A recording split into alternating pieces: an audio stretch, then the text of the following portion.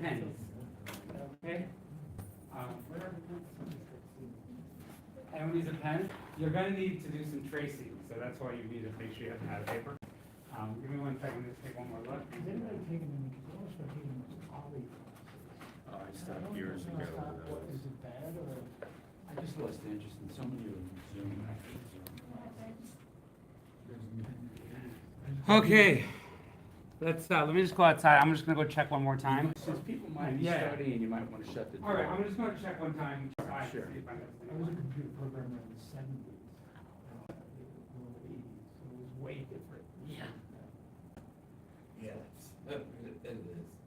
My dad does a computer program system for RCA Global Communications in Manhattan. That's where, you know what, there's a chance I ran up against it because that's where I did all my, Oh, really? I was an operations manager, a lot of computers and.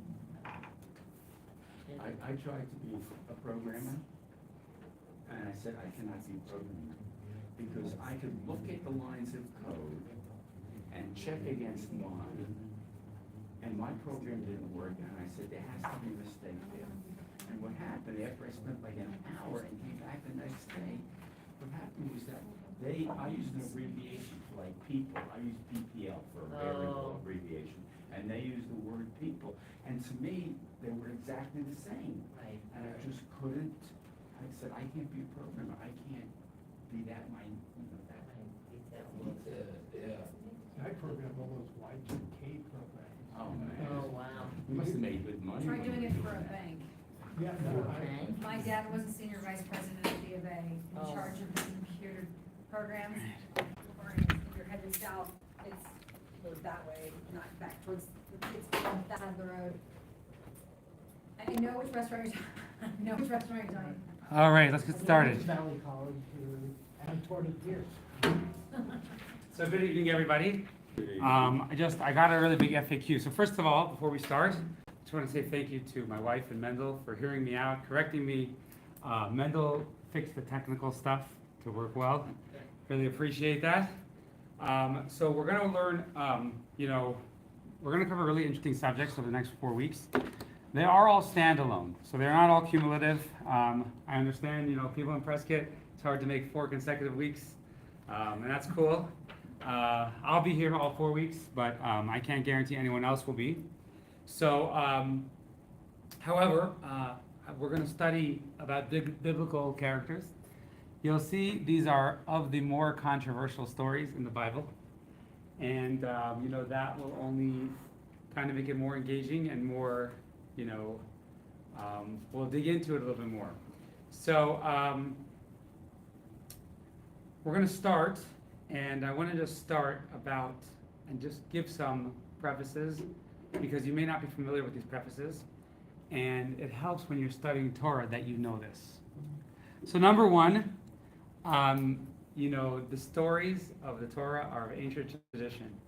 And we do have an unbroken chain of commentary and questions and analyzation. So sometimes when you read a verse, it might seem one way or you might hear a story. And what we're going to do is we're going to be digging deeper. And you might say like, hey, I always heard the story this way. And it'd be like, you're saying the exact opposite. And yes, we will give supports and everything, but it's just important to remember that we are going to really nitpick a little bit and uncover the truth of these stories. Number two, does anyone know what the word Torah literally means? Teaching. Was it water or? So Torah literally means teaching. We believe that stories in the Tanakh are ordained by God, and they have an eternal message. So wherever you are living, whatever generation, you can't just gloss over a story, form an opinion. You have to always ask yourself, why did God want me to know this? 4,000, 5,000, 4,000, 3,000, 2,000 years later, God wanted me to know this.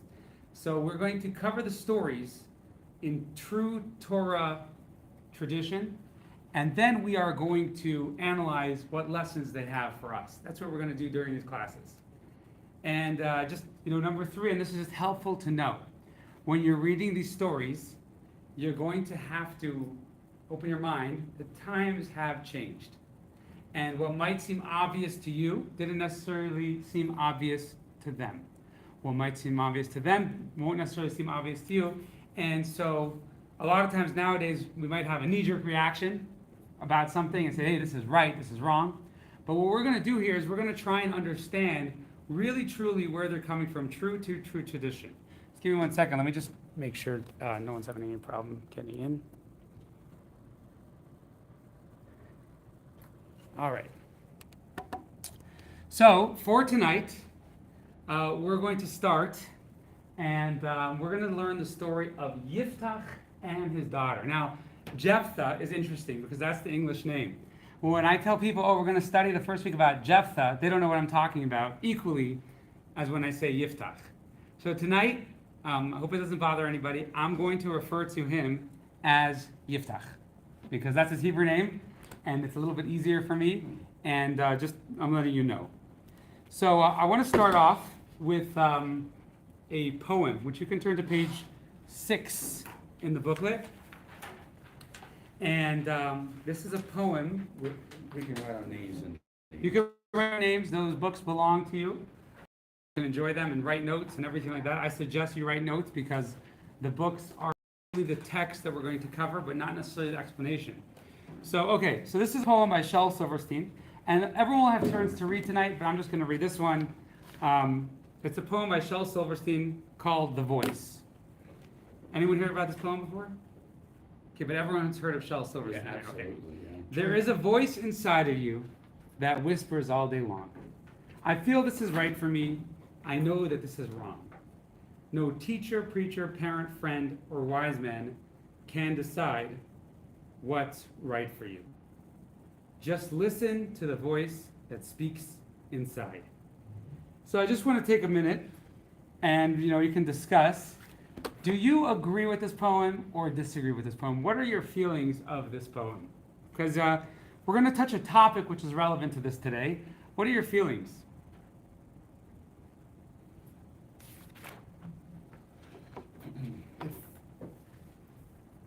If in the morning, I'm putting on to fill in and saying all my prayers, I become God conscious all day. And it's that God conscious that is not the teacher, not the preacher, anything. It sort of gives me my moral ground of, like, everything what's right or wrong is really being run by what would God do. Well, so that's a really good point Mark brings up. He says that one of the things he does, I suggest all people do, is you connect with God in the morning. And you kind of set your day up. If we say the Modani in the morning, then we live a life of gratitude. We say, thank you for giving me life. If we're not grateful for life, well, then we might have a pretty bad day, right? Because we might go through the day and be like, I didn't want to wake up, right? So that's a good point. Anyone have any other thoughts? I kind of agree that people cannot decide for you unless you're a child. But when you get older, you need guidance. And you get guidance from every source you can, and you make the decision because you have the responsibility for that. But we need guidance from anywhere we can get it. All right. Well, so anyone else want to interject? I know that, let me just put it out there. This poem can be somewhat controversial. Obviously, the context means different things to different people. But we're going to talk a little bit about these ideas today.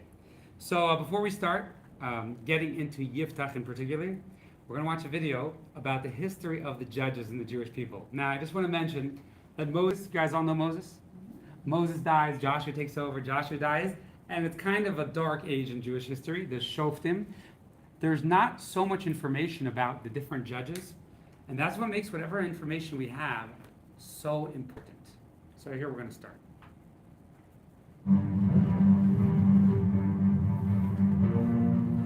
The multiple tribes of Israel united as a nation under the strong leadership of Moses.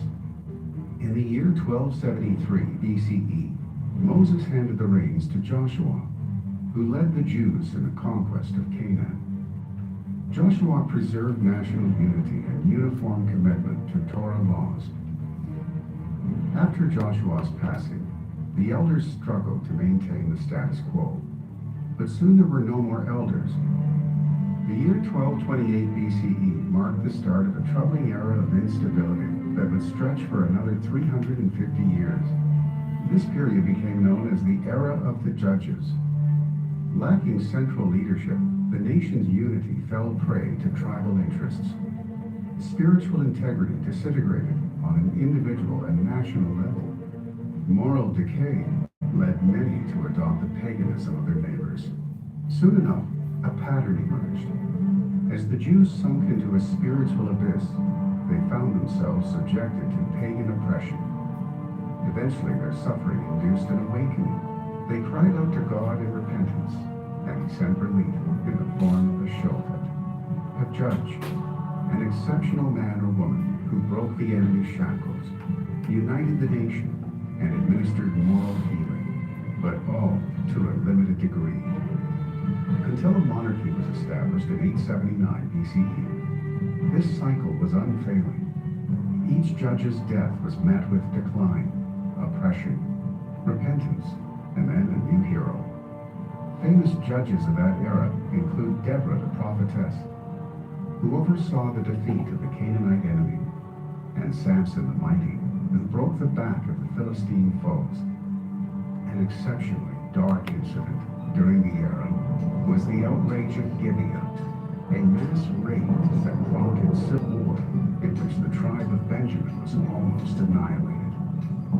In particular, the death of the judge Jair of Gilead in 996 BCE was met with drastic anarchy and idolatry, followed by 18 years of oppression at the hands of the ancient nation of Ammon. It was in this instability that the protagonist of today's lesson, Jephthah of Gilead, was born.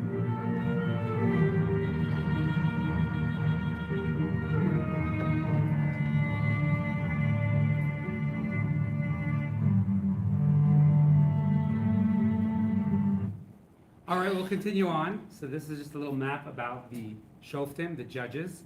If you read them, the book of Judges goes through all of them, all their years. It's in your book. If anyone has any questions about the judges? Why are they called judges as opposed to tribal chiefs or? Well, so it's actually a good question, and we'll see there were different, there was the chief rabbi, and there were the elders and everything like that. The judges, as we'll see, they have a different story of how they became the judges. But the first judges were elected by God. They were sent by God as prophets to go judge the Jewish people, essentially because the Jewish people were struggling in wars and basically because they were struggling in idolatry. And as we'll see, this was kind of the cycle. Judge dies, the Jews go to idolatry, things get really bad. And we'll talk about it a little bit more. We're going to read the verse now. And we're going to talk about a little bit more what was happening in the time of Yiftach. We'll see that, there was kind of a cycle was getting worse and worse as we get to Yiftach. So we're going to go on, and we're going to read text number 2 on page 8. And we're going to start, Ed, would you like to read text 2 and read it in English? And we're going to try, I know it's kind of, we'd love to read it in Hebrew, but we got to move. Now, I just want to mention something really important. If you really want to scholarly understand the story, there's a lot more reading, and some of it is in the appendix at the end, but we had to summarize the verses and cut out in order to depict the points that we want to depict, because like a lot of things in Torah, they can take several years to master. So we're going to go through and get right to the story. Starting with the Israelites. Yeah. Continued to do that which displeased God, and they served Baalim, the Ashtaroth, the gods of Aram, Zidon, Moab, Ammon, and Philistine. The Israelites forsook God and did not serve him. God's anger was provoked against Israel, and he delivered them into the hands of the Philistines and the Ammonites. They crushed and broke the Israelites, those that dwelt beyond, east of the Jordan, in the land of the Amorites, which is in Gilead, that year. And for the 18 years that followed, the Ammonites then crossed the Jordan to fight against Judah, Benjamin, and the house of Ephraim, and Israel was greatly distressed. The Israelites cried to God, "We have sinned against you, for we have forsaken our God and have served the Baalim."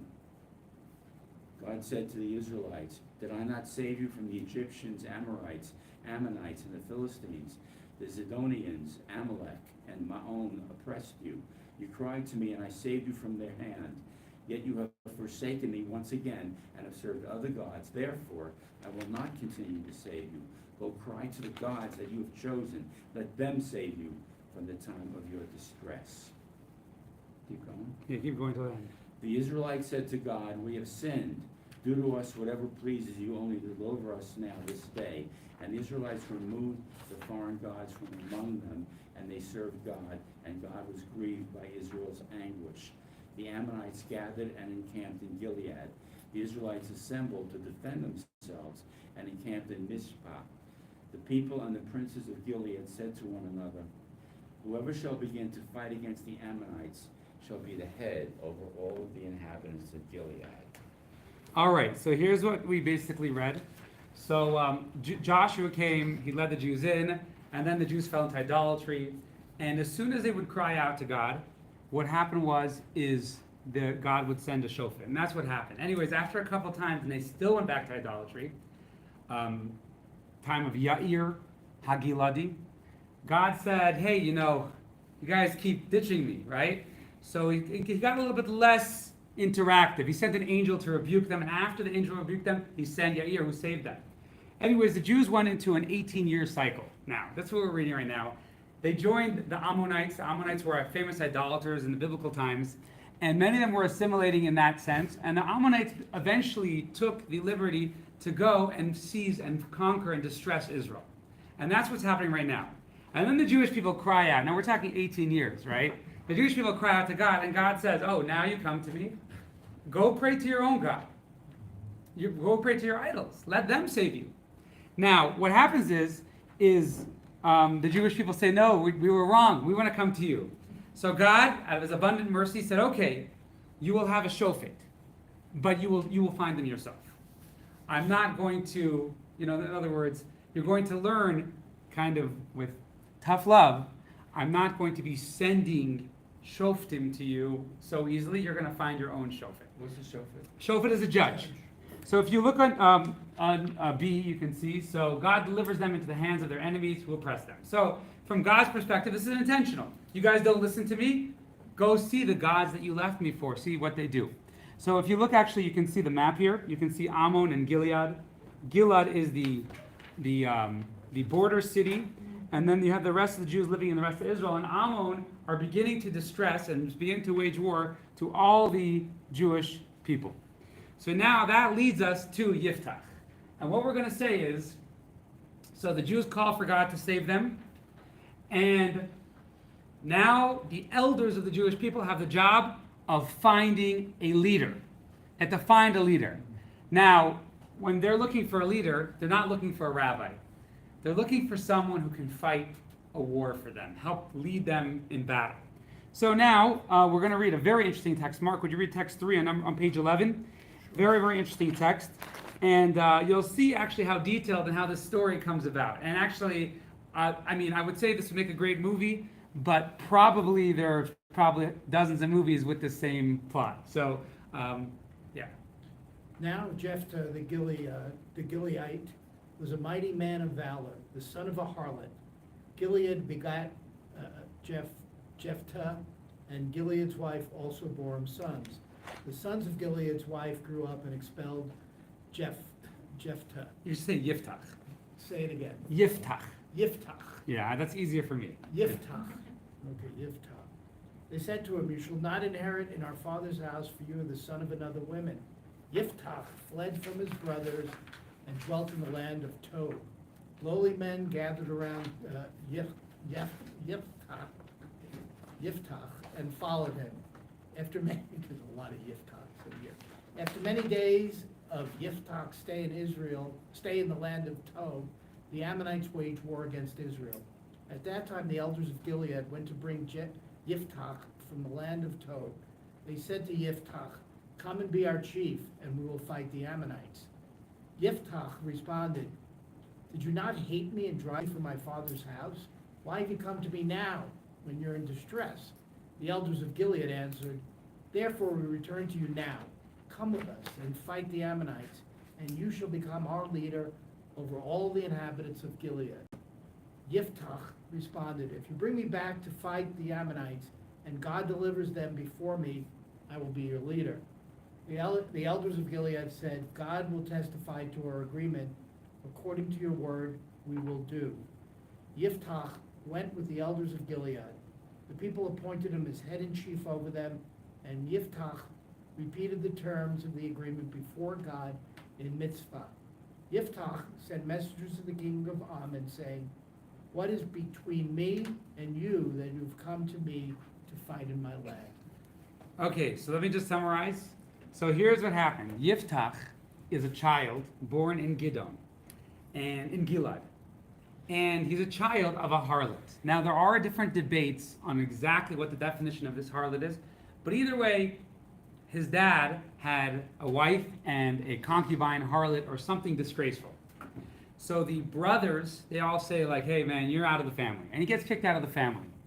Now, in Jewish law, you're not allowed to do that. Any child is an heir. So what happens is the elders, they don't protest anything, even though Yiftach has a good claim. And Yiftach leaves town. He goes, hangs out with gangs, becomes a big, strong guy over there. He's a criminal, kind of. He's a thug. And he goes and he hangs out with gangs. Now the Jewish people are in a place of distress. And they say, hey, Yiftach, how about you come join us and lead us in battle? So Yiftach answers back, as Mark just read. And there's actually the commentators on the actual Tanakh, they debate this. He says, well, if I do it, then I get to be the leader of the Jewish people here. And some say he's saying, I'll make a condition. Some say he's saying, if I win, I'm the leader, right? Because I'm the one in charge. Either way, he goes back to them and he says, you guys were silent until now, but I will do it. He sends messages to the king of Ammon. Now, the king of Ammon is angry at the Jewish people because he says they conquered the land of Ammon when the Jewish people passed into Israel, when they came out of Egypt. Now, in truth, they did not go to Ammon. They went to Sichon and Og, the Amorite land. They didn't go to Ammon. So Yiftach sends him a message and says, hey, you don't have to hurt us. We never took your land, right? We never took your land. We were always neighbors. But we'll see, Ammon does not, he begins the job initiating. Ammon doesn't respond well. Can I ask a question? Yeah, sure. So is he going to be the leader of all the tribes, or just some of the tribes closest to Ammon? Well, ultimately, so he says, I will be the leader over the inhabitants of Gilad. But Gilad is a very strategic city, so he's going to be a pretty prestigious job. He's defending the whole Israel. So, but presumably over at least that area. Okay, so, this begs a question. Yiftach was the son of a harlot. Now, in Jewish law, the son of a harlot is not what they call a bastard, a mamzer, right? He's allowed to marry into other people, but it's disgraceful. It's disgraceful if someone has a second wife out of wedlock, right? So he's the son of a harlot, and he's chased away by his half-brothers. They say, you're not going to inherit your father. You don't belong with us. And he goes away to the land of Tov, and he becomes the leader, a gang leader. Becomes a gang leader. Now, here is the next question we're going to address. How could it indeed be that you have judges, the Zakanim, who God communicated with them to find a leader? How indeed was it that they let a family abuse a child like that, right? Send them away. How could it be that they did that? So we're going to explore that a little bit, and we're going to see. So we're going to read text 4. Would you like to read text 4 on page 13? What is the meaning of the verse? It was in the days of judgment of the judges, in Luke 1:1. There was a generation that judged its judges. The judge would say, remove the silver from between your teeth. And the litigant would reply, remove the beam from between your eyes. In regards to my infraction is silver like in comparison to your larger beam, like infractions. So this is from the Babylonian Talmud, and it says, Vayhi b'mei, it was in the day of the judgment of the judges. And the answer to our question is in that time, the judges were semi-corrupt. Now, commentators say they were corrupt, but actually some of the commentators go in detail, and they say, no, actually the judges were righteous. But they were trying to fix a broken system. They came to a country, a system that was run by affluent people taking control, and they were coming to fix it.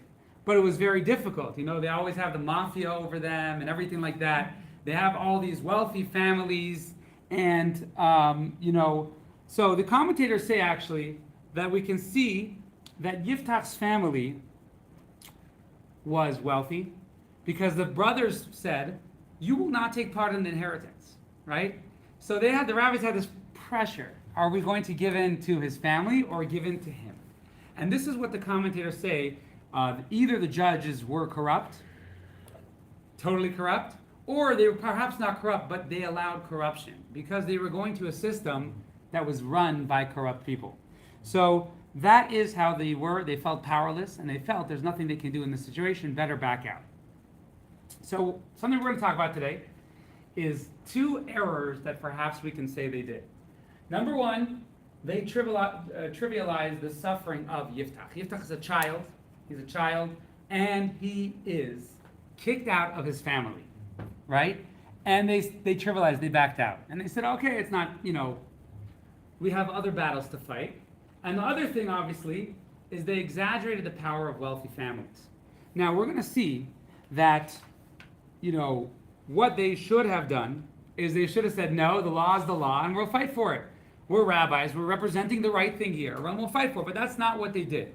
And we're going to actually quote an interesting midrash. This is from the midrash, and, you know, so far I've read something from the Talmud, which expresses how, in general, people should view life. Yes, Ed? Do we know how old Yitzhak was when he was kicked out? It's unclear how old he was. It's unclear how old he was. But, as we will see later, it was presumably at a very young age, because it was presumably at a very young age, perhaps at birth. You know, it was presumably at a young age. Yeah, I mean, that could be. Okay, so we're going to read text number 5 on page 13. Text number 5. You want to read? Yeah, you did you read it just? You read just now, right? So Cindy will read text number 5. God said, I do not request according to my abilities, but common surrender yours. So this is a line from the Midrash, and it is very, very famous. You could hear the Rebbe, actually, Lubavitcher Rebbe, quoting this line extremely frequently. And what he would say is a lot of times you feel like the right thing is too hard. So no, the Midrash says, Amar HaKadosh Baruch Hu, the Holy One, blessed be he says, Eini mevakish et lefi koichi, I do not ask from you in accordance to what I can do. I ask lefi koichan. I ask in according to what you can do. The Midrash there in several places talk about this. It says, you know, just like a human, if you're loading stuff on your camel and it's too heavy, you won't get the job done. So sometimes we make a mistake and I say, hey, Ed, could you do this job? And it might be harder than you can do. And I might say, oh, wait, I didn't realize that would be so hard for you. But God doesn't make those mistakes. So ultimately, the judges, they had a job to do and they didn't do their job. And they should have been aware that if God gave them a challenge, God sets up a challenge for you, you have the ability to do it. It's a God-given duty to do the right thing. Anyways, what happens is actually the story comes back to bite them, right? They in the end, and that's why it makes a great movie, they in the end have to go back to Yiftach, who became the type of guy he became because of them, right? The rabbis because of them. And it's true, it's his family's fault, but the rabbis should have taken the issue into hand. And ultimately what happens is they have to ask him and beg him back, and they have to say, okay, we will be, we'll let you be the leader over here. So that is, okay. So now we are going to continue in the story, and we're going to read text 6, Patrick. You want to read it? Text 6 on page 15. And we're going to continue in the story. So far, Yiftach, what we have concluded is that Yiftach was a child who was not brought up, so to speak, in the Jewish community, you know, and he became kind of like a thug, and the rabbis ended up needing him. And what happens is the rabbis end up needing him, and he goes back, and it kind of bites them back. And what we mentioned so far is we didn't talk about Yiftach's personality so far. I mentioned the rabbis, Vayhi b'mei shafait hashayftim. It was the day of judgment for the judges. Patrick, number 6 in English. Text 6 on page 25. 15. Page, I'm sorry. 15, I'm sorry. The king of Ammon did not listen to the words that Yiftach said to him.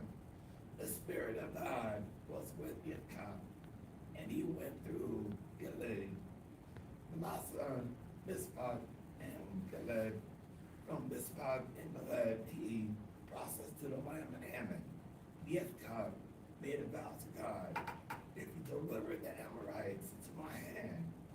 whoever emerges from the door of my house, or when I return in peace from the Ammonites, shall be for God, and I will tender it as a burnt offering. Yitzchak traveled to the Ammonites to battle them, and God delivered them into his hand. He smote them from Error until Beneth, 20 cities, and up to Chabad. He struck them a mighty blow. The Ammonites were subjugated to the Israelites. Yitzchak came to Mizpah to his house, and behold, his daughter was coming out toward him with timbrels and with pants. She was only child other than her. He had either a son or a daughter. When Yitzchak saw her, he rent his clothes and said, "Alas, my daughter, you have destroyed me, and you are the cause of great trouble to me. For I have opened my mouth to God, and I cannot go back." She said to him, "My father, you have opened your mouth to God. You want to be as you bow, because God has exacted vengeance upon your enemies, the Ammonites." She further said to her father, allow one request. Leave me be for 2 months, and I shall go and dwell upon the mountains. I shall mourn my virginity, I and my companions. All right, go on. Yet God said, "Go," and he set her for 2 months. She went with her companions and lamented her virginity upon the mountains. At the end of 2 months, she returned to her father, and he carried out his vows, and she never knew a man. It became a statute in Israel. Every 2 years, the daughter of Israel went to lament the daughters of Yitzchak, the Midianite, 4 days every year. All right, anyone like that story? Okay, so let me just go through what happens. Yiftach goes to battle, the Ammonite king doesn't answer. And Yiftach goes to battle. And he, it's a big deal. And he says, God, if you deliver into my hands, whatever emerges from the door of my house shall be for God. And I'll give a sacrifice, give it a sacrifice. This is what he says, a burnt offering. God delivers them into his hand. He's successful. So now he has to keep his oath, right? He made an oath. You can't break an oath. So Yiftach comes to Mitzvah, back to his house. And he has one daughter, no other children, one daughter. And she comes out and she says, Daddy, I'm so happy, I'm so proud of you. You survived, you were successful. And she has timbrels and would dance. And then Yiftach says, ooh, you just ruined everything. I have to sacrifice you. I promised I would sacrifice you. So, we will, now, the verse says, he says, oh, you ruined it. And she says, no, I understand. Just give me 2 months. Give me 2 months to go hang out with my friends and pray and do whatever I need to do at the end of life. 2 months, and then you'll sacrifice me. That's what the verse says. I just want to say that, that's a pretty bad story, right? That's a pretty bad story. It's one of the saddest stories. So does everyone understand? I just want to be totally clear. Yiftach promises that whatever comes out of his house when he comes home, he will sacrifice to God. His daughter comes out to greet him, and he says, oy vavai, and he sacrifices her to God. Now, I just want to mention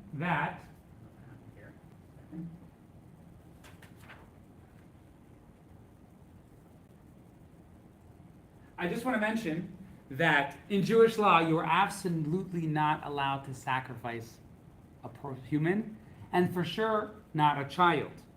Now, it's interesting to note that there's a tremendous stress on not sacrificing a child in the Torah, as we'll read in text number 7, Ivy. Beware, at least you inquire after the Canaanites' gods, saying, how do these nations serve their gods? For I wish to do likewise. You shall not do this to your God. For every abominable and hateful thing unto God they did for their gods, even their sons and daughters. They burn in fire as sacrifices to their gods. All right, so, if you know anything about Torah, you will know that Torah stresses a lot of times that you can't sacrifice your child. Now, where would people get the idea of sacrificing their child from? There were many pagans and many other religions, and we mentioned a bunch earlier, that indeed would have certain children that they would sacrifice, right? So Yiftach did a terrible thing, and it's hard to cushion it. However, there are some sages who argue if he literally killed her, and that's what we're going to study now. So, any questions so far? Yes? If we don't, then why did he? If we don't... If we don't Yes, sacrifice, so- why did he do it? So we're going to talk a little bit more about, about the subject, and we'll get into, there are more details in the story. But at first glance, it seems like a really bad thing, and that's literally what the verse says. I know that God hated the Canaanites because they sacrificed the kids. But in the Torah, is there a point where God says, "You shall never sacrifice your children to me"? Does God ever make that statement? He says you should not sacrifice your children like idolatry. Yes, quite He a does few say times. that? Okay. Quite a few times. In fact, I don't want to go into it now, but some of the verses are so explicit. So explicit. God says things like Molech, the Molech. He says, like, I will put everything aside and take you down. Like, these are so explicit. So let's go in, and I want to just show you some interesting commentators who say that it wasn't literal, he didn't murder her. And we're going to quote from the Ramban on text number 8.8. Now, the Ramban, he goes through the different commentators of his time, or a little bit earlier, and the Ramban was Rabbi Moshe ben Nachman, known as Nachmanites, and he goes through and he kind of picks at their interpretations and quotes their interpretations, and he comes with his interpretation. So we're going to go through, and so it's good to know that there are some rabbis who say that he didn't literally kill her. Yes? In the commandments, thou shalt not shed innocent blood. His daughter would have been innocent. Obviously, yeah, his daughter would be innocent. I mean, it's a grave. Forget the age. Seemingly, it's a grave. Seemingly, it's a grave sin. Now, I want to show you there are other commentators who argue this out, and we will take both into account today. David, would you read text 8a? The meaning of the verse is, whatever emerges from the doors of my house shall be for God. Or, I will tender it as a burnt offering, not, and I will tender it as a burnt offering. Meaning, if that which comes forth from the doors of my house will be a man or a woman, he or she shall be holy to God. That is, an ascetic who will live in seclusion and serve God with prayer and praise. If, however, that which emerges will be something suitable for sacrifice, I will tender it as a burnt offering. That is what Yiftach did. He built a house for his daughter outside the city. There he provided for her, and she lived in solitude all of her life. She never knew a man. Okay, so this is the Evan Ezra. Now, let me just go back a little bit before everyone throws tomatoes at me. Okay, so he goes through and he analyzes the verses. Now, the verse says a few things. It says that every year women would mourn her for 4 days, right? Now, he goes and he explains one of the words, lisanos, which means to mourn, also means to answer. So he goes through and he says, if you read the verse carefully, it doesn't say, I will give to God as a burnt offering. He says, I will give it to God or a burnt offering. So he says, this is what happened. He says, if his daughter theoretically would walk out, his daughter walked out. He said, she will now seclude herself with God and now be in total seclusion. In fact, now, and then he says, lihis anois, which means to mourn or to be sad, means they would visit her 4 days a year. So she was like in solitary confinement. And I want to know, what do you guys think about that? Well, I just want to know, I'll tell you what I think about it, but what do you think about it? I think it's cruel. Well, either way it's cruel. And, in the Rebbe's father's yahrzeit was on this past Monday. And the Rebbe always spoke about how his father died in exile. He was a very powerful rabbi in Russia, and he refused to succumb to any pressure from the Russian government. They sent him off, and he died in exile. And the Rebbe spoke, and he said, the Talmud says, death is once. But exile is again and again, it's worse than death. So either way, that's really harsh. Now, I'll just tell you some interesting fun fact. The Ibn Ezra says that monasteries where people seclude themselves, actually, they originate because they read these verses like this, and that's where they originated from. They said, oh wow, look, Yiftach gave his daughter to God by secluding her, by putting her in solitary confinement, and that's why the way we will give ourselves to God. So that's actually what he says. That's where some Christians actually got that idea. Yeah. They're not really in seclusion. They've got all the rest of them around them. They eat together. They work together. Yeah, some are. Really, and they're not going to die alone, certainly. That's true. So yeah, it is. It's not bad. It is hard, but he says that's where they got that idea from abstinence from things. So yes. What about, you think these, people got this practice from, Abraham, from the story of Abraham? The Akedah, that's a good question, but the Akedah is a very exceptional story. God tells Abraham to sacrifice his son, and then tells him not to. I mean, if God would speak to you, you would do whatever God says. You know what I mean? Like, here, he's doing it on his own right. And we'll talk about that soon. But, yeah, Mark. But didn't she, she went up, she might have been ready. I mean, she went up for 2 months, she processed everything, she processed her life, obviously she was a loose woman, of sorts. And she might have just been ready for that seclusion, in her Well, own meditation up on the mountain for 2 months. We'll see. But before that, what do you guys think about that fitting in the verses? Because there are some interesting. The quote on page 15 says and, not or. So he reads it, or in Hebrew it could be switched for It an or. could be either It's one. possible, yeah. Yes. So I'll just tell you some of the backups that if you argue with seclusion, and we know that, as we'll see, the Torah and the actual Shoftim, the book of Shoftim, does not look at it positive either way. It's not positive, and perhaps either he made one of two mistakes, did one of two wrong things. But we'll just talk about for a second. I just want to mention because I think it's fascinating. She says, "Let me mourn my virginity for 2 months." She doesn't say, "Let me mourn my death." Let me prepare to die. She says, "Let me mourn my virginity." So in other words, she's accepting upon herself that she will be a virgin forever. Right? So I read that wrong. Oh, well, so she's, "Let me mourn my virginity that I won't have children." Also, the verse never says Yiftach sacrificed her. It doesn't say that. He says, "I will," and then that's what we have. It doesn't say it. And, obviously this is like a terrible story if he sacrificed his daughter. And it's hard to fathom that anyone could do that to their child. Furthermore, it's hard to fathom that a leader of the Jewish people could do that to the child. So those are, the possible interpretations. Now, I know that either way, whether either interpretation resonates with you, they're both cruel. And we will see they're both considered cruel. Now, ultimately, right, because we just had 2 boys visiting on Shabbos, and they told me that they visited someone in solitary confinement. And the guy said he only gets to visit by one visit a year. The 2 yeshiva boys who come put tefillin on them in the summer is the only person he sees the whole year. So solitary confinement is a terrible, terrible thing. So either way, it was cruel. And we're not going to belittle the fact that it was cruel of Yiftach to do that. But that's what happened. Now, the Ramban, who quotes the Ibn Ezra that we read before, he actually disagrees with it. And we'll read text 8b. Where are we holding it? Stephanie. I don't know, I'm getting guessing at this point. 8b. Do not be misled by the empty argument of Rabbi Avraham ibn Ezra or its foolishness.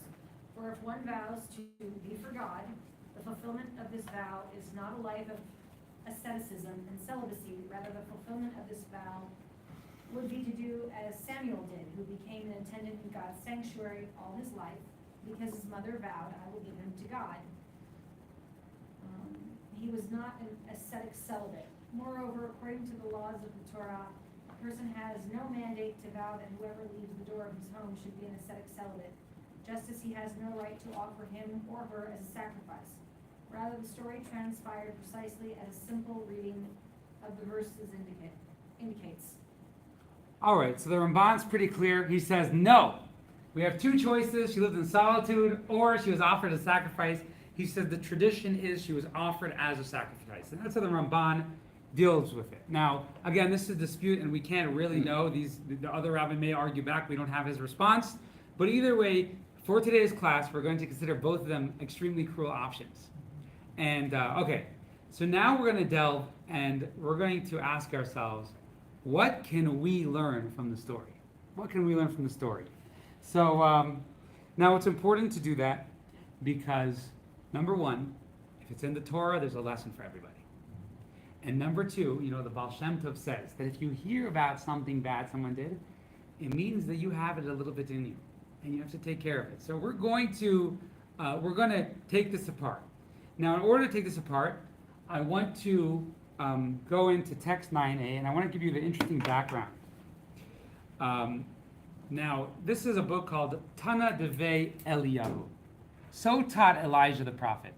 It's a book of Midrash, and it is Elijah the prophet. We know that Elijah was one of the people who never died, right? So Elijah goes up to heaven, chariot of fire, and in Jewish tradition, he comes down. At the Seder, his soul comes, but sometimes his body comes in the world. Who does his body come to? Well, I haven't seen him that I know of, but there were many sages in the Talmud that indeed he would come and communicate with them. And if you were worthy of communicating with Elijah the prophet, he comes to you. So Elijah the prophet comes to this rabbi named Rabbi Anan, and he says, I'm going to teach you, set the record straight on a bunch of details in the Torah, so you will be able to, here are their books right there, and pads. You're going to need a pad, so you will be able to go through this. Now, I just want to summarize everything. Let me just summarize because it's important to summarize. We start off with the story of Yiftach, right? Yiftach HaGiladi. And we said that it was a time when Jewish people were doing idolatry, and the Jewish people are doing idolatry for 18 years. And then they come and they say, God, save us. So God says, go to the gods you've been serving for 18 years. Let them save you. So they say, no, please, God, save us. Please, God, save us. So God says, okay, instead of sending you a prophet to save you, you're going to find your own God. Anyways, meanwhile, the rabbis of Gilad are looking for a proper candidate. And the only guy they can find is a thug, right? And the thug's name is Yiftach. And just letting you go, I'm summarizing everything. So, Sorry, oh, no problem. So you missed some of the exciting part, but I'll summarize it now. So they're looking through, and they see there's this kid that the rabbis neglected, right? They neglected him because his family kicked him out, and they did not protect him. And they go, oh, please, can you save us? He says, yeah, I'll save you if you let me leave.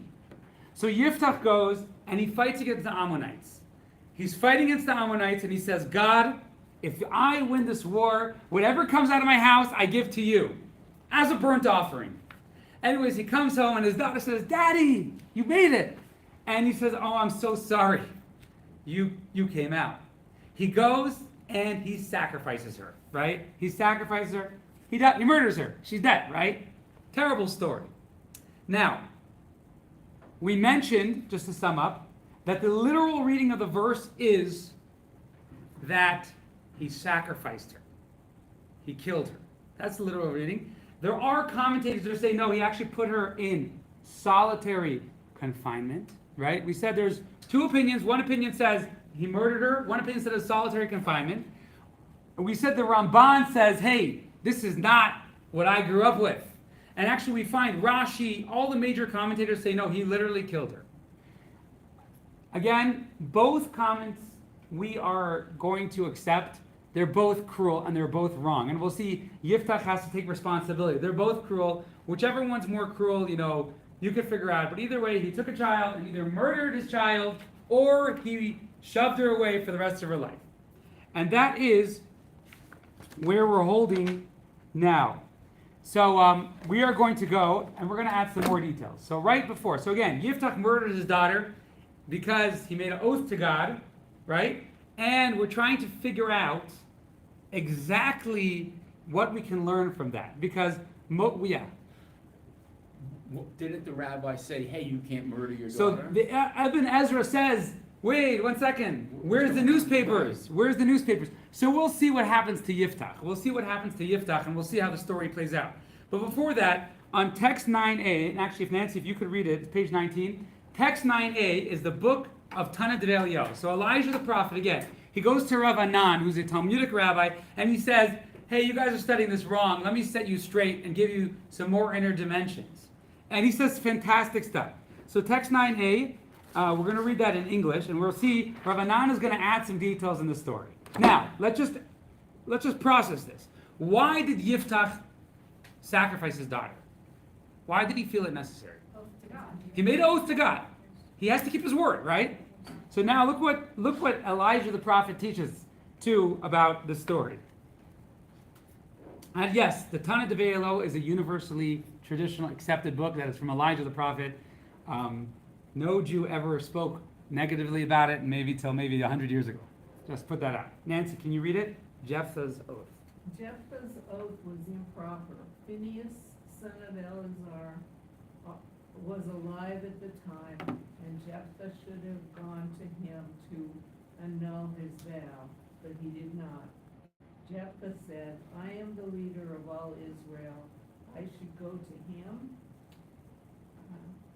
Phinehas said, he needs me. I shall go to him. Question mark. One conducted himself with hubris, and the other conducted himself with hubris.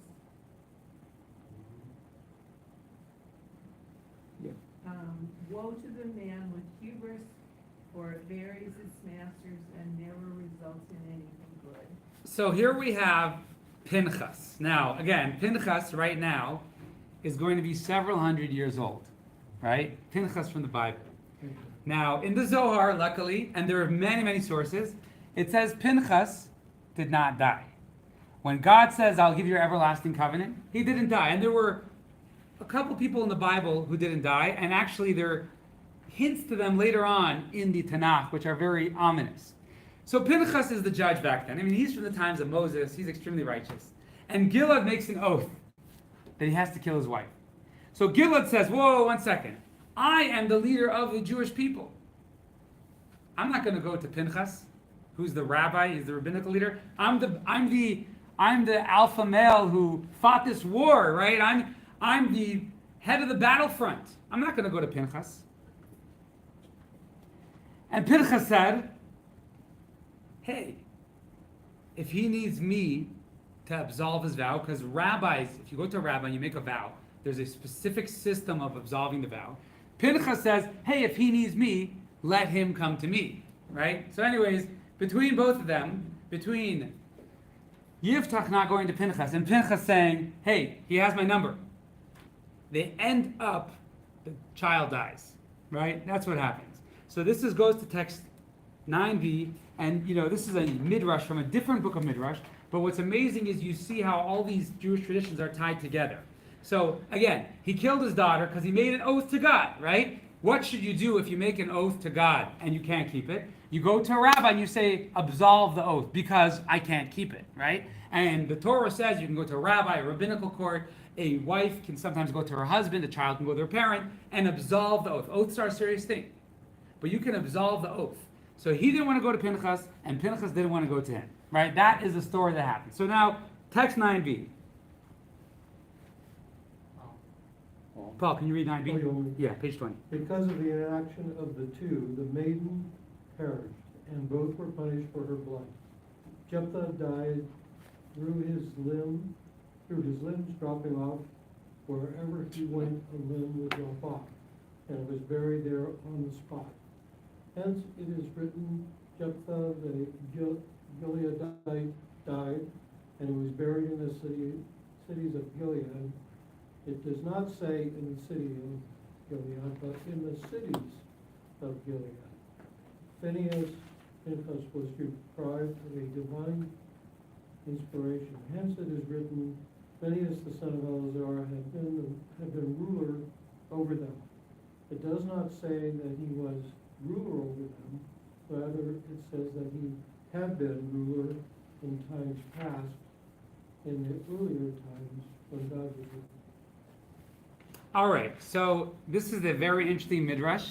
So Pinchas doesn't die, but he loses some of his godly intuition. Yiftach, right? We said he didn't die in Gilad. He died, the verse says, Vayamas Yiftach HaGiladi, Vayikaver Ba'arei HaGilad. He died in the cities of Gilad. So the midrash says he died a horrible death. It might have been right after, before he could have been brought to judgment. Limb fell off here, he was buried, limb fell off here until he finally dropped dead. And that was the end of the sad story. So, Yiftach should have asked a Torah scholar. Now, perhaps it could be, and we'll see soon, Yiftach wasn't aware, he's the leader of Israel, and he was unaware that a Torah scholar could help him, right? That's perhaps. But, he still should have done some research, he could have Googled it, or he could have gone and asked somebody. Pinchas, he should have gone to Yiftach and said, wait, don't kill your daughter. You have an oath. I will absolve your oath. Now, I saw an interesting commentator. He says, if you make an oath to kill your daughter, are you allowed to kill your daughter? So if you make an oath to God, against God, is that a valid oath? No, it's not a valid oath. So some commentators say he wasn't even, but Pinchas should have gone and told him, hey buddy, cool off.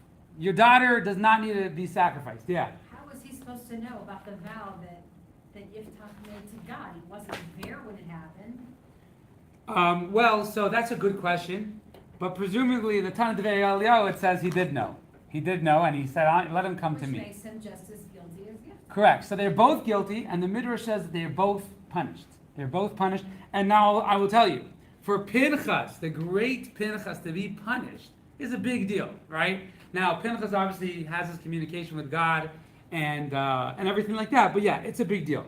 So that is the end of the story time, and because that is the full story. Summarize.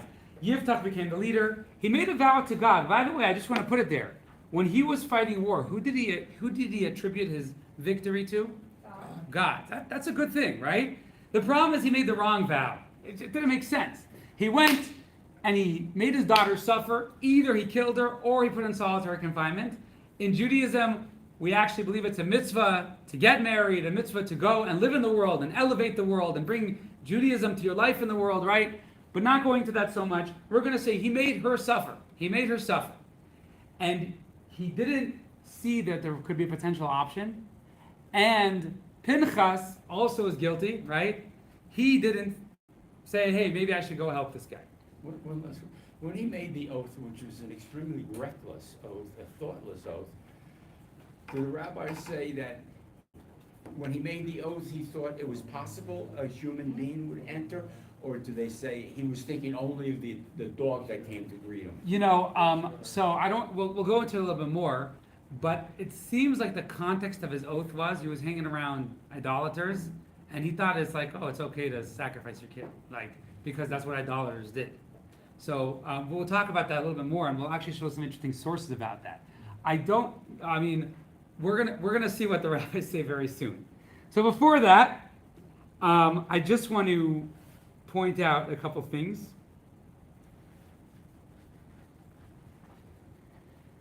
So, just put it out there. Yiftach was reckless, and he did a terrible thing, and he died. He was punished for it, right? He was reckless. We all agree with that? Yeah. Yes. Okay. However, I want to put how bad what he did aside for a second, and let's try and give him the benefit of the doubt a little bit. Let's try and think what he was thinking. Anyone have any comments? I don't think he was. Right. Maybe he wasn't thinking. He That's a was too comment. prideful to Could be he ask was for too help. prideful. Let me just add some potential layers. I'm going to be really benefit of the doubt here, right? Yiftach grew up amongst pagans, and he thought it was the right thing. He thought it was a cool thing to sacrifice your daughter, right? That could be what he thought, right? I know it's astounding, but I remember there was a discussion about actually one of my grandfathers was a prolific author, and he wrote a book, and in the book he wrote how people think if I was in the times of slavery in America, I would stand up for what was right. He says that's not the way it works. He said there's a certain mode of mindset that you're affected by the people around you, and you have to be humble. So let's say he was abused by his siblings, right? He was abused by his siblings. He could have grown up in a Jewish home, and he was sent away. And let's look at him in another positive way. He's sent away. He becomes a thug, right? And now he goes and he wants to help the Jewish people win the war. And he keeps mentioning, may God help me win the war, right? He's not such a bad guy, right? Let's just take the atrocity they did and let's try and understand some background. Yes, Mark. But, you know, he prayed to God. He said he was going to do something if God delivered. God did a miracle. So God knew about the daughter. God knew everything. That's a great question. That's a great question. So let's zoom out. Let's interview Yiftach over here a little bit. Yiftach, you're a terrible Jew. You murdered your daughter. Hey, I thought it was a good idea, right? That's possible, right? It's possible. You know, nowadays we live in a society we would never do that. I mean, you get arrested and whatever it is. But in that time, we can see all the other nations of the world. That's what they were doing. So he'd say, hey, I thought I was doing a righteous thing, right? And what might we say? You should know better. I don't know better. I grew up in Tove. I don't even know where that is, right? Yeah. Well, there's two kinds of thoughts. He either A, did it to be a good person as far as going to fight, or he did it for selfish reasons. He wanted to be the leader. Correct. So what we're going to do today is we're going to kind of give him the benefit of the doubt for a few minutes to try and understand, because, you know, it's always easy to write off people and say, hey, he's a schmuck and he's this and he's that. But when the Torah gives us a personality and the Torah tells us his name and says something terrible that he did, there has to be deep meaning for every person. Otherwise, God wouldn't. And, you know, actually, it's interesting. One of the notions of the Rebbe's teachings on the Torah is every time there's a really bad person in the Torah mentioned by name, the Rebbe always says, how could we do that, Lashon Hara? How could we do that? And he always shows how, I know this person's teaching us a deep lesson. And that's his quality. So let's go further. So let's just say he's not as bad as we necessarily think. If we would interview him here, he might say like, oh, I'm a terrible person and I did it. But he might also say, I didn't know better. You know, I was hanging out with my pagan friends. I just came here to fight a war. I'm not into this, right? I just came here to fight the war for you guys. I was, what do they call the Wagner group, in Ukraine, you call mercenaries. I'm just a mercenary fighting the war, right? So, anyways, let's go on text number 10. Ed, can you read this? This is for Medrash Tanchuma. Each of these books of Midrash carries a different tradition. You'll see how they all fit together. A person may be righteous, but even so, if he does not study Torah, he has nothing. We found this idea illustrated in the story of Yiftach. Because he wasn't a student of Torah, he lost his daughter. When was this? When he went to battle against the Ammonites and made his vow. All right, so, you know, here we have an interesting Midrash. What did we say in the Midrash? What did we say in the Midrash? We said that Yiftach, we said, if a person may be righteous, but if he doesn't study Torah, he has nothing, right? You can have good intentions, but if you don't study Torah, you won't know what to do with them. Where do we learn this from? Who do we learn this from? Not all at once. Right? Who do we learn it from? Who do we learn it from? Yiftach Hagiladi. We learn it from Yiftach. He didn't know Torah and he lost his daughter. This is what the Midrash says. He didn't have knowledge about oaths, about the laws of going to Pinchas. He didn't have knowledge. This is what it says. So he says that's why if you have good intentions and you don't know how to harness those good intentions, then you may end up with nothing. Right? That's where we learn it from. But he believed in God. He believed in God. So actually we said, if you have a person who's a tzaddik, he is righteous, but he doesn't have Torah to harness his righteousness, then he might end up killing his daughter. Right? That could happen. Yeah. He was also cast out by family, so he didn't know about that connection with the child. Correct. So he was cast out by his family. It's a good point. He didn't know the Torah side to this. Yes. So why isn't his family punished as well? They're partly responsible. They cast him out. They sent him somewhere that he couldn't learn. You know, I'm sure the parent. I'm sure God took it up with the family as well. I mean, they broke a Jewish law. You know, I'm sure the family was taught the lesson. So again, you know, we can't. You know, a lot of times we see something that's done, and we know the reason why. It might be a trauma or whatever it is, but you're still responsible for your actions, right? So we know that Yiftach did the wrong thing. And if we would bring Yiftach back here from wherever his soul is sitting in heaven after going through whatever he had to go through, he would say probably like, I did the wrong thing, but I didn't know better. I didn't know better. And we might say, well, you should have known better, and that's possibly for God to judge, if he wasn't given the information. So again, he did a bad thing, and we can't excuse that. But we can understand it a little bit. The rabbis are giving us opportunity to understand it a little bit. So what we're going to do today is talk about how, yes, Yiftach was a tzaddik. He was a good person. But he did a really bad sin. He made a mistake, right? Now, all of us, if we're here tonight, we're probably trying to be good people, right? And if you go to any Chabad rabbi, there was an amazing video of a rabbi, of someone who went around the convention of Chabad rabbis in New York, asking, what would you say to Kanye West? What do you say? And every rabbi gave the same answer. It was amazing. Every Chabad rabbi, it wasn't planned out. They all said, I would try and speak to him and say, you must have some misunderstandings and everything. In Judaism, we believe that everyone has inherent good inside of them. And at the same time, everyone is pounded with all sorts of bad traits. And our job is to bring our good out in the world, right? So let's talk about Yiftach. So what we're going to do is we're going to say, we can relate on some level to, Yiftach making a mistake. And, maybe, this is kind of in the Hasidic metaphysical aspect, maybe we've sacrificed other people in our lives. It's possible. I could tell you sometimes I may have sacrificed my kids, something I maybe ignored them or something like that. It's possible, right? Good intentions, and likely most people have put themselves or put their oath, so to speak, maybe with good intentions before someone hurt somebody, right? So this is what we're going to learn from Yiftach. We're going to learn from what Yiftach did. We're going to try and find it in ourselves. And then we are going to try and understand what lessons is the Torah giving us, is the Tanakh and the Talmud, all these traditions giving us of how to deal with these issues. And that's what we're going to do today. I want to mention a story that is an amazing story, which was always very meaningful for me. So, I think it was the third Lubavitcher Rebbe. Third or the second Lubavitcher Rebbe.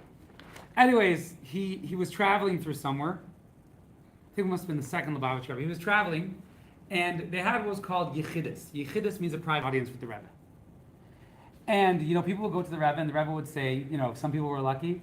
The Rebbe would say, your mission in life is to do this. Some people, they'd say, I sinned. Well, this is how you can fix it. Some people would say, I need a blessing for a child, for money, for any, people would have a private audience. And usually the idea was that the Rebbe would go and he would nurture your soul. He would take out your soul and arouse it and give you guidance on how to live with that. Some people will go and they just see the Rebbe, they couldn't even remember what he said, but they were like, wow, I need to live on a new plane. And many politicians and rabbis and everything like that, and men, women, children, Jews, Gentiles would go to the Rebbe. Anyways, the Mittler Rebbe is traveling, and the Mittler Rebbe lives in the early 1800s. And he goes through a town, and there's a big Hasidic community. They want to have Yechidus with him. So they give him a private room. Anyways, they're going. And one guy goes in, he comes out, and the Mittler Rebbe closes down. He says, I can't do anymore. Anyways, they wait like 24 hours, or a few days later, actually. And the Mittler Rebbe, he's ois mensch in Yiddish. He can't contain himself. After a couple days, he says, okay, let's go back into Yechidus. And he goes, he calls the same guy in, and he continues on. So there was one chassid who went to him, and he said, we're talking about the Mittler Rebbe, who's like a rabbi with perfection, really holy rabbi. And he says, what happened? He says, I'll tell you what happened. He said, that guy came in with a grave, terrible sin. And I heard different rumors what the sin was as a kid, but I don't know for sure. But it was a really, really bad sin, really bad. And the guy came in and he said, what can I do to rectify the sin? To do teshuvah, to repent. The Mittler Rebbe heard such a bad sin, and he said, I shut down. Because how do I help people rectify their sins?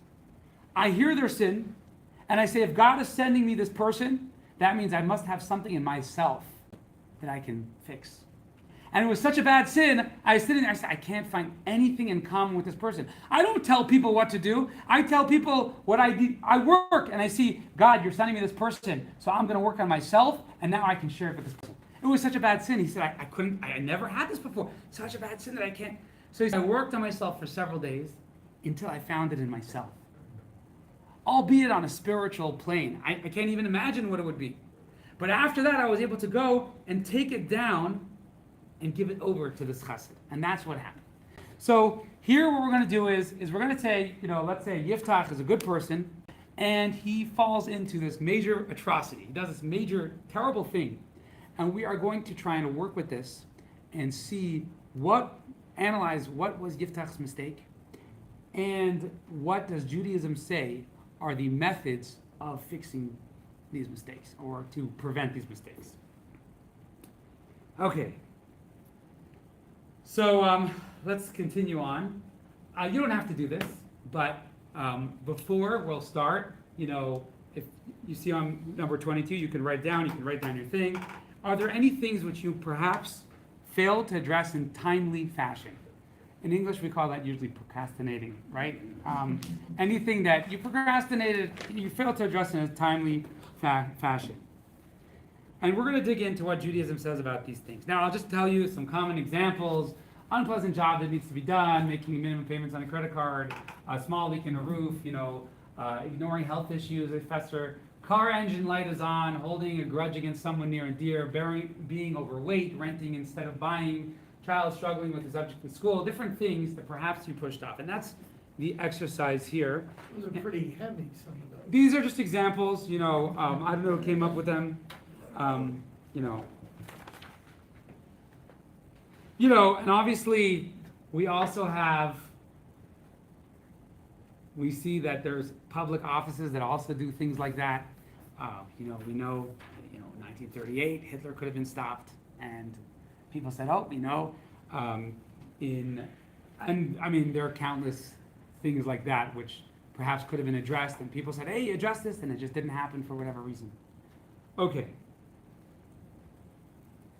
So now, why do you think we dismiss addressing issues? Anyone?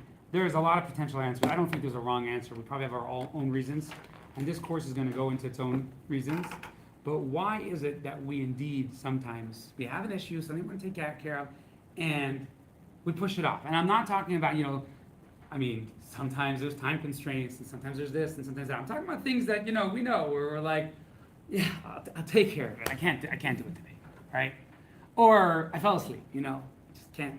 So what, anyone have any suggestions, thoughts? Our brains don't. Uncomfortable, things are uncomfortable. I get some things are uncomfortable. Patrick? Probably things will work somehow, or. Sometimes things will work at somehow, and we might be right about that. Sometimes we might be wrong about that. But yeah, that's another. Yeah. Being overwhelmed. A lot of times we're overwhelmed. A lot of times there are jobs where like, oh my God, like I'm gonna have to change everything in my life to do that. And then when we actually do, it takes like 5 minutes. We're like, oh, I sent it in the mail. I did it. It's done. Well, our brains don't like change. Our brains don't like change. That's true. So our brains are programmed in a certain way, and it's hard to change. When we change our brains, we always see it's always like from real kind of transcendent experiences. All right, well, we're going to go on a couple reasons, which I think people will mainly agree with. Okay. Which tabletop is bigger? Probably the same size. All right, well, is this one larger? You can't determine that. Is this one larger? Can't determine that. We can. We'll do it. But, okay, so this is what I want you to do. Everyone has a pen and paper. Do you guys have pens and papers? Everyone has a pen and paper? I have these notepads here, and I tried before. They are traceable. Can everyone go and trace? And I'm telling you, if you don't do it yourself, it's not as cool. Trace one of these tables. Just trace the square of one of these tables.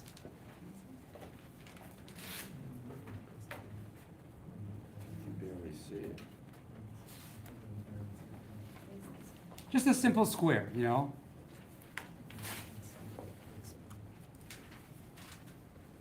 I have to say, I did it myself, and I was like, whoa, that was cool, you know, so. Just the simple size of it. Do you guys need paper? My paper might be a little thinner, I don't know, it doesn't look like it's that thin. Okay, so after you trace the size, or whichever one you trace, I want you to move that square to the other table and put it on. Now you can measure which one's bigger.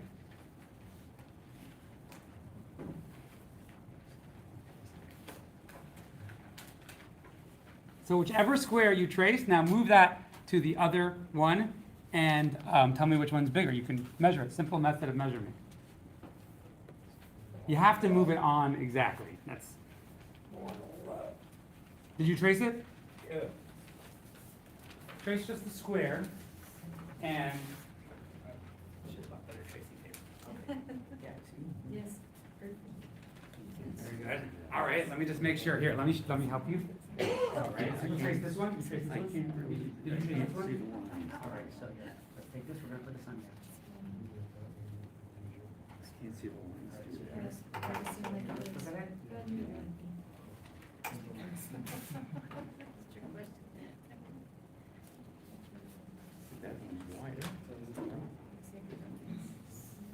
Here. You just trace a simple square and you move it on. Okay, very good. You did it? I did it. Isn't that creepy? All right. So obviously, this table is longer and this one is wider. But if you do it and trace it, you will see that they're actually exactly the same. Same size, yeah? I did it, the first time I did it, it was like my brain had like this shift. I was like, look, I got the teacher's manual. It says they're the same size. But I was like, but how could it be, right? How could it be? You take this square, you trace it, you put it on that one, they're exactly the same size. So this is courtesy of Professor Roger Shepard in Stanford University. That's my hometown college where I grew up. Stanford University. So they're exactly the same. And this is what he says. He says, why is it that they look different? And does anyone remember the blue? So you're right. David, you're semi-right. You can't tell. But if you tell, they're the same. They're actually exactly the same size. You still can't tell because they're at two different angles together. All right, so this is what he says. He says, what is so tricky about these pictures? You're right. No, you're right. What is so tricky about this picture? Why does it trick everybody? So does anyone remember the blue, black dress, gold? Yeah. Right? Remember that thing? All right, so why is it? He says because they are made in 3D form. So our eyes see them properly. But our minds say, oh, wait a second. This is not just a square. This is a tabletop. And if this is a tabletop, they would be different sizes, right? So now, when we see they're actually equal. So this is what he brings and tries to teach is that our reality can easily be different than true reality, right? A lot of times our eyes can fool us, and our mind can fool us, and our experience can fool us. I mean, sometimes you might see somebody giving candy to a child and say, wow, he loves his child so much. And some people will say, you're giving him poison, right? What's really the difference? He's doing the same action, right? The difference is maybe where you brought up, maybe what you read, maybe your different background.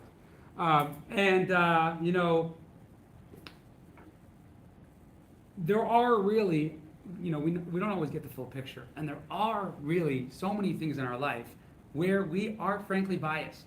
We're frankly biased because we have different experiences. We're subjective people. The problem is we usually think we're very, very objective. And that's the way humans are. So, a lot of times we make mistakes when we can only see things one way. We only see it in objective reality. That's a lot of times we make mistakes. So the question is, what do we do about it? So, there's a joke that there were once two Jews in court in New York, and the judge gets up, and he says, Harry said, just want to say in public, you gave $15,000 bribe. And Hyman, you gave $10,000 bribe. So he said, you know what I'm going to do if you bribe me like that? I'm going to give you 5,000 back, so it's equal, right? So we have this amazing verse in the Torah, which Rashi points out an amazing thing. And where are we holding? Are we holding my mark now? Yeah, Okay, Mark, student page 24, text 11. shorty. And no yiftach. Text 11, do not pervert justice, do not show favoritism to a litigant, do not take a bribe, for bribery blinds the eyes of the wise and perverts words that are just. Okay, so Rashi says a very interesting thing on this. It says, Lo yisata mishpat, do not pervert justice, do not show favoritism, do not take a bribe, right? Well, if you take a bribe, that's perverting justice, right? So why does the Torah need to say, don't pervert justice, don't show favoritism, and do not take a bribe? Anyone remember that Rashi? Simple idea, he says. He says, what if someone gives money to the judge and says, I'm giving you money, not that I should win the case. I'm giving you money that you should invest and find the right guy. You should be correct in your judgment. That might be fair, right?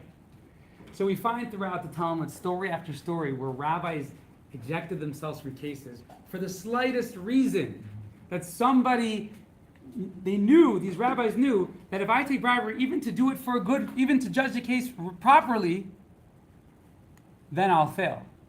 Because human beings are subjective. They're subjective and they make mistakes. And this is what the Torah is telling the judges. It's saying, don't take bribery, even to judge correctly. Even to judge correctly, don't take bribery. There are many, many stories. I remember a couple weeks ago on Shabbos, I gave a speech about it with a bunch of stories. Not going to go into them now. But this is point number one. Number one is sometimes we cannot see out of what that reality we think is objective. And for that, we are going to go and see what the remedies for that is. So now we'll continue on, and we'll go back to the story. So, and we'll kind of answer everything together. Does anyone remember the two things that we said the rabbis did with Yiftach as a child? They didn't give him justice. So as a child, right, we said, well, there was a problem. Yiftach's father's family was very wealthy. And they felt that if they will fight for the child who was abandoned, Yiftach, they would, they'd be in big trouble. I don't know, the mafia might come after them or whatever it is. So they exaggerated an issue. And we said, what is the answer to that? You have to know, when you have a challenge, Hashem gave you that challenge. Hashem programmed you and tailor-made it for you. Sometimes we say, why did God do that? It's like, well, actually, God tailored it perfectly for you. That's what we said earlier, right? And we said also, they minimized the other issue. Here's a child. Halachically, he is an heir of his father. So we said Yiftach was born from a harlot. And the other brothers said, hey, get out of the house. You're not one of us. You're not going to inherit us. And the rabbis did not take a stand, right? And that's why when the rabbis came back to him later on, it was like kind of a showdown. It was disgraceful, right? So here is what these rabbis do. This is what we said. This is what the rabbis did. And this is similar. This is similar to what we said before. We sometimes lose our perspective. And we sometimes are not truly objective. And we think we are. And a lot of times we're so good at convincing ourselves. But sometimes we lose our perspective. So this is what the rabbis did. And this is what we are going to go through now and explain this. And that will be the end of our class. Not too much over time. Okay, a little bit over time. Okay. And, okay, so one thing is you can do, and these are some different things you can do, is when you feel something is overwhelming, you can recall a time that it wasn't, you did it and it wasn't that bad, or maybe someone else who did it wasn't that bad. You can recall a moment that you dealt with the issue. You can recall a time that maybe, so you recall a prior instance in which you had a problem that you avoided due to its perceptive magnitude. Recall a moment when you dealt with the issue. Take a moment to remember God is in control. And this is actually a term called Hashgacha Pratis, divine providence. There's a creator. There's someone in control of the world. If he gave you this challenge, it's for a purpose. It's for a purpose. If you remember that, then you'll embrace it. This is part of my purpose, right? So that's another thing I think probably most important. And then you can, after you do that, you can say, well, maybe I didn't want this, but now I can work baby steps how to deal with it. I heard Ed say, I can't imagine people who work for, before the class. People, you read the manual from, what's the biz company in Northern California called? I was telling Patrick before the class, I heard you say.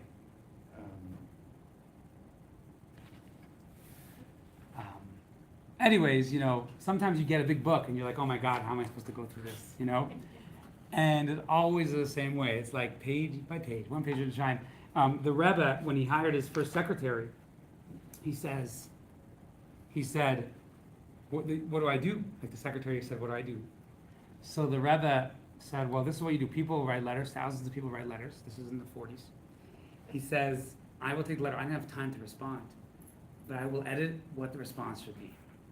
And he gave it to him, and it was all these squiggles and everything. And the Rebbe was so particular, like, he'd cross out these words, so if you read this one with these ones, then the sentence would make sense, Someone said, should I do this, right? He might switch the should I to I should do this, things like that.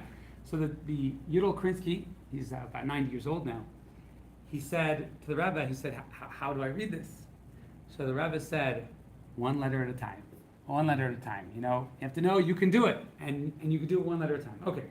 So now we're going to address how we deal with things which are overwhelming, which is usually the reason for procrastination. And a lot of times we know that we're very frail and we're very feeble, and we can fall into being extremely subjective and closed-minded.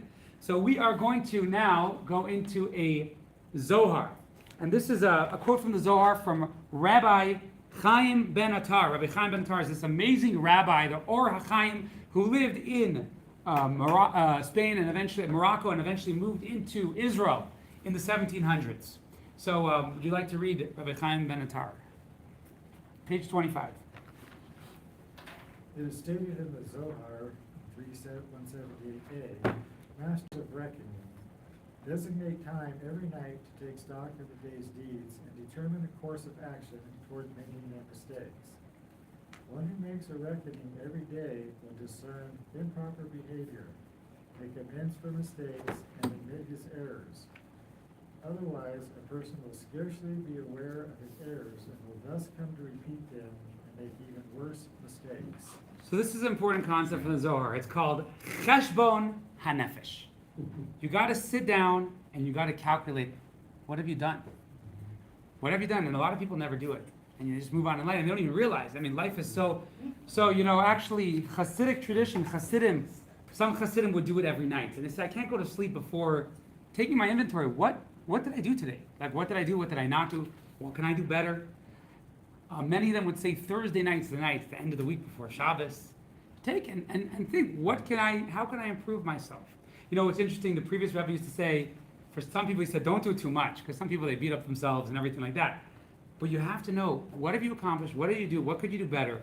So that's one thing. In Cheshbon HaNefesh, and the Zohar says, Man inun mari chushbena. Who are the masters of reckoning? These are people who go and they're trying to reckon their mistakes. They're trying to go and they're trying to see, where am I holding? So here again, what we're talking about. So this is, procrastination usually comes from bad perception, which causes us to mix up priorities, exaggerate things in our own personal life. And I think most people nowadays have that, especially nowadays we're so flustered with so many things. We're so occupied with multitasking and everything like that. So one thing is to do is Cheshbon HaNefesh, in Yiddish, they would say in Russian, the Hasidim would say, Toparu de plachu. It means axe on wood. It's like, where am I holding? Where am I advancing? Where am I holding? So that is the first thing that we're introducing, Cheshbon HaNefesh. You have to go and calculate. But a lot of times we come into a vicious cycle and we're just calculating about what we already know, right? We're calculating what we already know. So let's say Yiftach, for example, he might be thinking about this and say, well, I made an oath to God, got to keep it, right? So sometimes we're in that cycle. So it's important to make a Cheshbon HaNefesh. But what we do with the Cheshbon HaNefesh, what we do with taking our inventory and calculating how our life has been spent, sometimes we don't have the tools to break out of the cycle. So here we're going to come to the next idea, which is so important here, which perhaps is something that will help us. We introduced a little poem in the beginning, and the poem was basically like you just got to follow the inner voice. And we asked about it, and a lot of times poems depends on the context, who said it, what they said, when they said. So not attacking anybody, especially a Jew, But here we look at Gilad, and we see he failed to go and seek help. He failed to go to Pinchas. He failed to say, hey, I got this issue and I got this and I have these two options. Maybe there's someone who can help me. So, this is a Mishnah in Avot. So we're going to read the Mishnah in Avot, Cindy, page 26, text 13. Acquire for yourself a mentor and stay away from them. So Pirkei Avot says, Asei l'charav, make yourself a mentor, a rabbi. And actually we'll see what else it says. You have to have somebody who you can be accountable to. You have to have somebody you can be accountable to. Now the Meiri goes on. Now the Pirkei Avot says two things. The Ethics of Our Father says, make yourself a mentor, and it says, Knei lecha chaver. It means acquire a friend. You have to have a friend that you speak to. You can't just live alone. So I'll talk a little bit more about that because we're just going to finish off soon. So this is what the Meiri says. The Meiri was a famous Rishon in the 1200s, I believe, 1200s, yeah. And he was one of the famous commentaries on the Mishnah and the Talmud. Patrick, what does he say on text 14? Text 14. It is vital that every person has a friend with whom he can discuss all that happens in his life, so that he can then fix his situation according to others' counsel. For even the wisest of the wise needs the advice of another. And just the first phrase, the law, one can see all affliction except for one's own. So this is what the Meiri is saying. In the end of the day, someone outside of you will always give you insight that you wouldn't be able to pick up yourself. He'll always give you some sense of objectivity. Now, in Hebrew, actually, the word is mashpia. Mashpia. Actually, believe it or not, the Rebbe had a mashpia campaign. And he said, every person has to have a mentor that they're accountable to, that they can speak to. And not only that, but when the Rebbe stopped speaking, a couple days before, he said publicly, he said, this is serious, this is a personal request, this is like the most important request.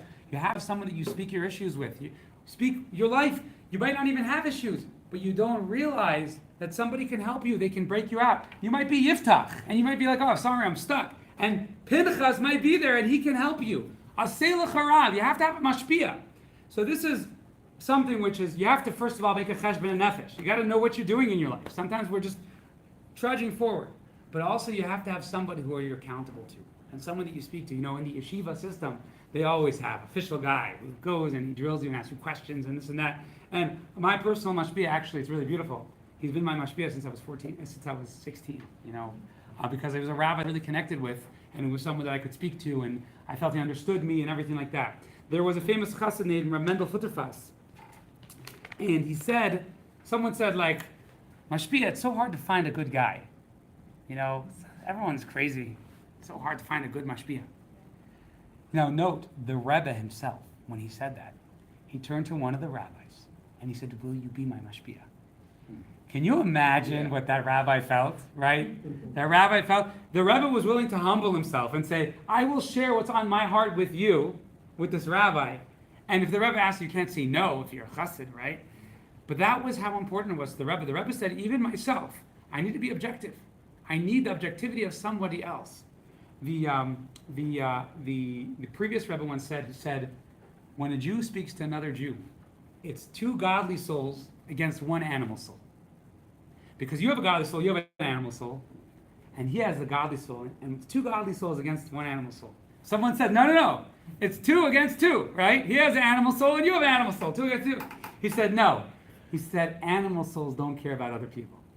He said, his animal soul doesn't care about you. His godly soul cares about you, and your godly soul cares about you. Okay, so finally let's finish off. That is the idea of mashpia. And I definitely think it's super important. I know in my life and in my wife's life. Okay, and here we're gonna go and dig with Pinchas a little bit. So perception-based failures, errors of the elders, they trivialized the suffering of Yiftach. They exaggerated the power of the wealthy families. And finally, let's finish off, and this is the end of the class. When it comes to Pinchas, Jews also have to realize we're in the same boat. We're in the same boat. And I just want to tell you, so Mendel Futterfass, someone came to him and they said, I can't find a good enough mashpia. What if he tells me the wrong stuff? What if he's an idiot? So he said, no, you don't understand the Rebbe. He was very sharp chassid, this famous chassid. I have a biography of him now. He said the Rebbe just doesn't want people to be alone. You can't be alone. If you're with someone else, you'll grow. But if you're doing things alone, then you can't grow. Okay. Anyways, let's finish off. Text 15. Ivy, page 27. All Jews are responsible for one another. When an issue affects one of us, we can be compared to a ship that has a hole torn in the floor of one of its cabins. We don't say one cabin of the ship is torn, but that the entire ship is torn. So this is a famous midrash. Actually, Rabbi Jonathan Sachs spoke at the Chabad Kinnis HaShulchan, and he brought this midrash. And he says, where do we learn this? All Jews are guarantors for each other. All Jews are responsible for each other. So he says, we're like a ship with a hole. Where do we learn it from? We learn actually from the golden calf. God groups all the Jews together. But all Jews are guarantors for each other. You know, they say there was once a really wealthy guy, and he says, God, enough already. Everyone's knocking on my door in this town, all the poor people. Send some help. God says, I did, you, right? There was, they say in the Titanic there was a Jewish guy there, and the boat's sinking. And someone comes to him and says, why aren't you running around? The boat's sinking. He says, who cares? I don't own it. Right? So anyways, that is our conclusion today. And we'll just go through. We know the story of Yiftach and Pinchas. Pinchas should have said, hey, I can help another Jew. Let me go do it. Yiftach should have said, hey, I'm not knowledgeable about Torah. I have to go and find somebody who can help me. We'll just, 1 second. This is just a summary, but we'll get to it.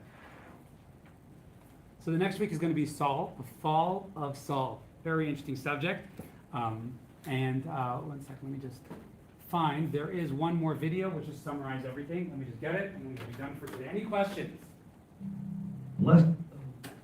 Yeah. First of all, we apologize for the you. When we were looking at the table, there is an objective reality separate from our perception, correct? It is that the two tables are the same size, but if we perceive them, because it's an optical illusion, as being different size, say, to my eye, the longer one is larger than the square. And are we saying then that in an earlier slide of yours, that then becomes my reality, even though we are, it seems to me, positing that an objective reality exists separate from our perception. So what we're doing is just bringing an example that when we see an objective reality, we can always question ourselves, and we might not actually be seeing what the objective reality is. And we might be biased. And we likely are biased. Or our perception could be distorted. It could be correct. So we're saying usually, by the way, the mashpia thing and the cheshbon and nefesh, those two things are usually the discussion of our perception can oftentimes and is oftentimes distorted. We perceive things based on how we're feeling that day, how in general we're feeling, our life experiences. That's the idea there. So when we do the cheshbon and nefesh, don't we need to try to make a say for reviewing the events of the day. Yeah. Describe it. How we perceive those events of the day seems to me to be very Biased. important. And in fact, we can't do the Tefot Nefesh in a meaningful way without knowing whether our perceptions of reality are distorted or that they conform to a separate objective. Absolutely. So, And you then know, how do we do that? let me ask let me explain it another way. There's a term in the Talmud that says, Ein chabush matir atzmai. You cannot unlock yourself from prison. You need someone else to unlock you. In English, they say you can't pull yourself out by your hair, right? Someone else could, because they're outside. So I think the ideal case is when we make a cheshbon and nefesh, and we can put something on paper, we have something tangible, then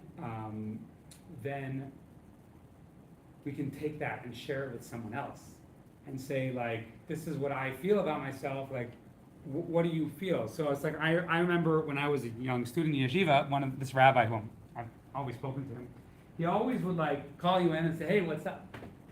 And she said, like, everything's good. He'd be like, okay, great, you know? If you would say, like, I want to learn how to pray better, I want to learn how to concentrate better, I want to learn how to study better, or this is happening in my family, or this is happening with me, or I did this, I did that, I hung out with the wrong friends. Then he was like, oh, you opened yourself up to me, you want my opinion. And sometimes he was harsh. But it was understood that it was out of love, and he cared for you. And you were taking, you had something tangible to give him, And if you go and you don't tell him the truth, and you say, then eventually, you realize that that's my own loss. I'm not able to. So those are the two things, It doesn't always have to be a rabbi. It could be a friend, someone you respect. Someone you can talk to that you feel won't judge you. We all know that it's like when there's a kid doing drugs in your kid's class, you're like, get him out. When it's your own kid, you're like, you don't understand. He hung out with the wrong friends. It wasn't his fault. He's a victim, right? Now, really, as Jews, we should always look and say, wow, every Jew who's doing something wrong is a victim, and they really mean well. But that's the way we are. We're so psychologically stuck that way. So sometimes it helps to speak to someone, and usually it does. And someone who cares about you, you want someone who will say, get out of here. You don't want someone like that. You want someone who will say, wow, Yiftach, I understand why you did what you did, Because if you don't approach Yiftach, understanding of him, you won't connect to him. You won't be able to help him. You won't be able to. So those are the two things. One thing is, you got to sit down one time and calculate and think about life. And then after you do that, you can go and take it with somebody. And the Rebbe did this with a rabbi, like a big rabbi, but like not on the par of the Rebbe, one of the rabbis in 770. When you do that, then you know that you're doing your best to break out of Sodom. I'm just going to play the video. We can discuss more after, but let me just key points here.